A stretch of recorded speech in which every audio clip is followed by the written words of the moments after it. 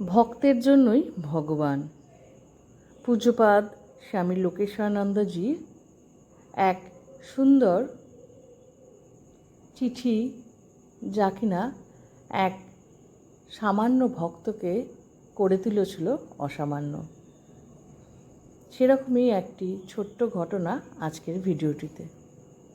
দক্ষিণ বারাসাতে সুন্দরী নামে এক ধর্মপ্রাণ বাল্য বিধবা রাঁধুনির কাজ করে কায় ক্লেশে দিন কাটাতেন। বয়স বেড়ে গেলে তার আর কাজ করার ক্ষমতা রইল না।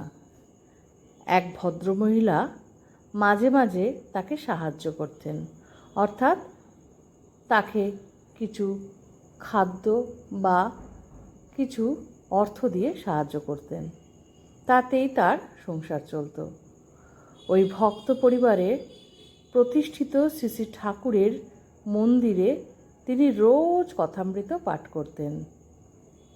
বৃদ্ধার শারীরিক ও আর্থিক কষ্টে বিচলিত হয়ে সেই ভক্ত মহিলা, যিনি নাকি তাকে সাহায্য করতেন, একদিন মহারাজজির কাছে ওই সুন্দরীকে নিয়ে এলেন।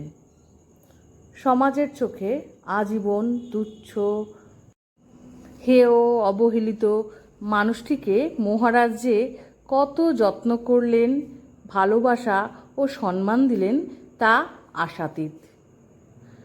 কারণ মহারাজজির কাছে এনেছিলেন ওই সুন্দরীকে, যে ভক্ত তার সঙ্গে ঠাকুরের, সুন্দরীর সঙ্গে ঠাকুরের, আর মহারাজজি তো ঠাকুরের অংশ ছিলেনই। বৃদ্ধা মহারাজের জন্য সামান্য খাবার তৈরি করে এনেছিলেন। মহারাজজি তা মাথায় ঠেকিয়ে গ্রহণ করলেন। মহারাজ তাকে একদিন, তারিখটা ছিল 28 এপ্রিল 1995, একটি চিঠি লিখেছিলেন।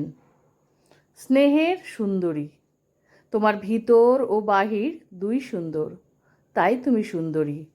তুমি এই সুন্দরী থেকো এবং শেষ দিনে ঈশ্বর, যিনি সুন্দরতম, তার সঙ্গে মিশে যাও, এই আমার প্রার্থনা।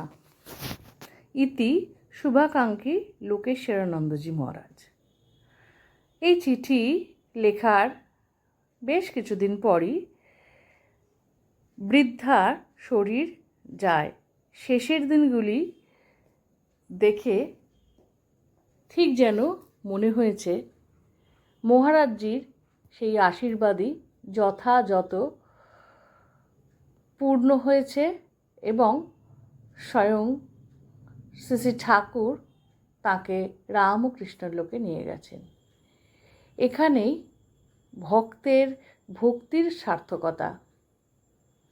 ঠাকুর মা তো সব সময়ের জন্য বলতেন, মনের একদম অন্তর থেকে সৎভাবে, সরলভাবে তাকে যদি সারেন্ডার করা যায়, তবে তিনি সব সময়ের জন্য আমাদের সঙ্গে থাকেন এবং বিপদের দিনেও রক্ষা করেন।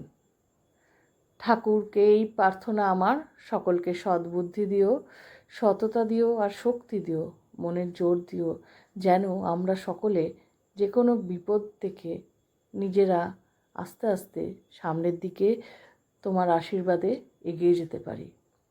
শেষে বলি, শ্রী শ্রী ঠাকুর, মা, স্বামীজি, আমার গুরু মহারাজ এবং অন্যান্য মহারাজদের শ্রীচরণে শতকোটি প্রণাম। আশা করি ভিডিওটা ছোট্ট হলেও আমাদের ভক্তদের মনের জোর 1000 গুণ বাড়িয়ে দিয়েছে। যদি ভালো লাগে সঙ্গে থাকবেন। আবার নতুন কোনো ভিডিওতে ঠাকুরের সঙ্গে করে একসাথে খানিকক্ষণ সময় অতিবাহিত করব।